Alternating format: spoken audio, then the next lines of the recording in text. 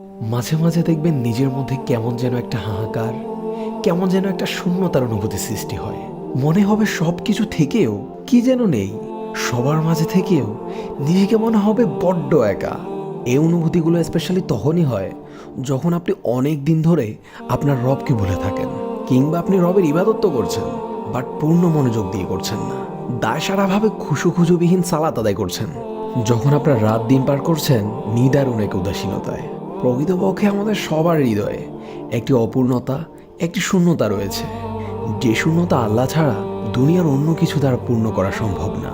তাই নিজের এই অসহায়ত্বের করুণ মুহূর্তগুলোতে আল্লাহর কাছে নিজেকে পরিপূর্ণ সঁপে দিন।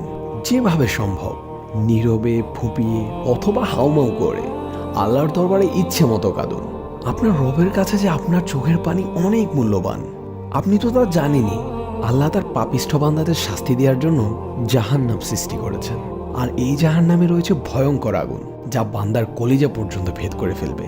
আর এই আগুনকেই দুনিয়ার সাগর, উপসাগর, মহাসাগর সব কিছু দিয়ে নিভানো সম্ভব না হলেও আপনার এক ফোঁটা চোখের পানি এই আগুন নিভিয়ে দিতে সক্ষম। সুবহানাল্লাহ!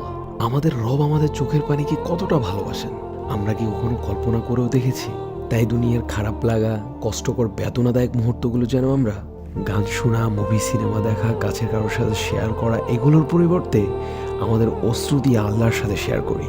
কারণ দুনিয়ার কেউ আমাদের চোখের পানির মূল্য না দিলেও আমাদের রব আমাদের প্রতিটি অশ্রুকণার খুব চড়া মূল্য পরিশোধ করবেন, যা আপনি কল্পনাও করতে পারবেন না। ফি আমানিল্লাহ। এতক্ষণ পর্যন্ত আপনার সাথে ছিলাম the star of knowledge team থেকে আমি সৈয়দ আহমদ ফাহাদ। ভালো থাকবেন। আসসালামু আলাইকুম ওয়া রাহমাতুল্লাহ।